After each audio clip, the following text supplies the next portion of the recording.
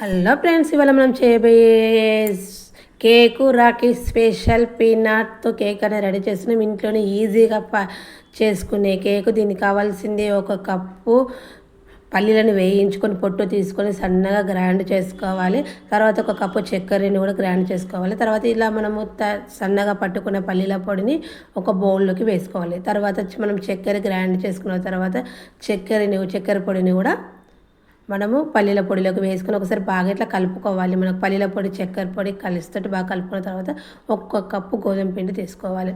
ఒక కప్పు గోధుమ పిండి తీసుకొని బాగా కలుపుకున్న తర్వాత దీనిలోకి మనము ఒక spoon baking powder, half spoon baking soda, చిటికెడు సాల్ట్ వేసుకొని ఒకసారి బాగా కలుపుకున్న తర్వాత దీనిలోకి మనం కొంచెం పాలు పోసుకుంటూ మనం కేక్ బ్యాటర్ ఏ విధంగా కలుపుకుంటామో ఆ విధంగా కలుపుకోవాలి.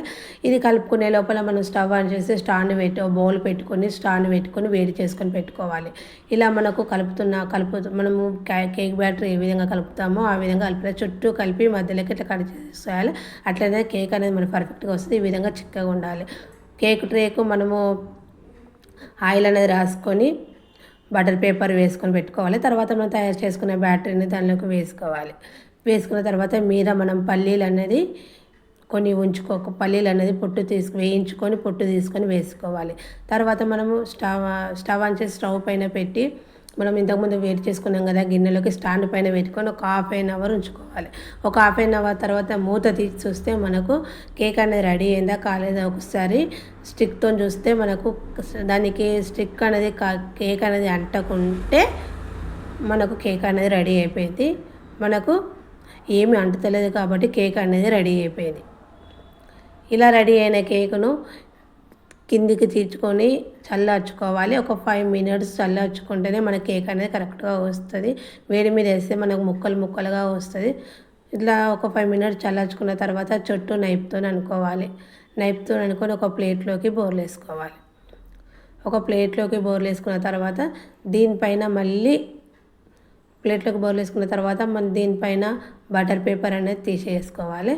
మనకు బటర్ పేపర్ మీద వేస్తే కేక్ మంచిగా వస్తుంది. ఇట్లా నల్లగా రాదు, ఇట్లా మంచిగా బాగా వస్తుంది. దీనిపైన మళ్ళీ ఇంకొక ప్లేట్ పెట్టుకొని మనము ఇట్లా మరేసుకున్న మన కేక్ అనేది కేక్ షేప్ అనేది కరెక్ట్గా వస్తుంది.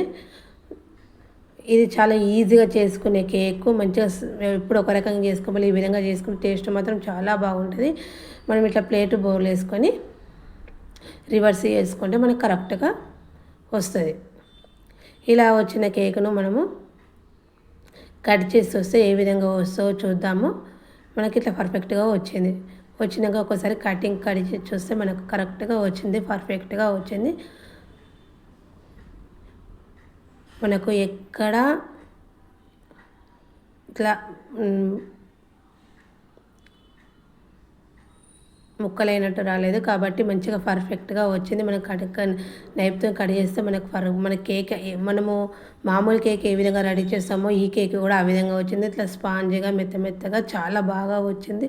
టేస్ట్ మాత్రం చాలా బాగుంది.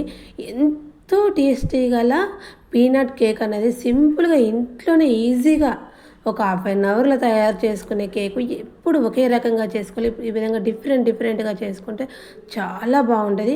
ఓకేనా? బాయ్ ఫ్రెండ్స్, మీరు ఒకసారి ట్రై చేసి చూడండి. ఓకేనా? Bye friends. Rakhi special peanuts cake అనేది రెడీ అయిపోయింది. ఇట్లా మంచిగా ముక్కలు చేసుకుంటే మనకు పర్ఫెక్ట్గా వచ్చినాయి. చూడండి ఎంత బాగా వచ్చినాయో.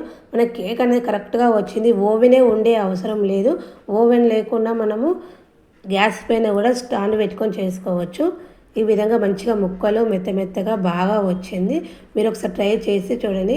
ఓకేనా ఫ్రెండ్స్? Bye friends.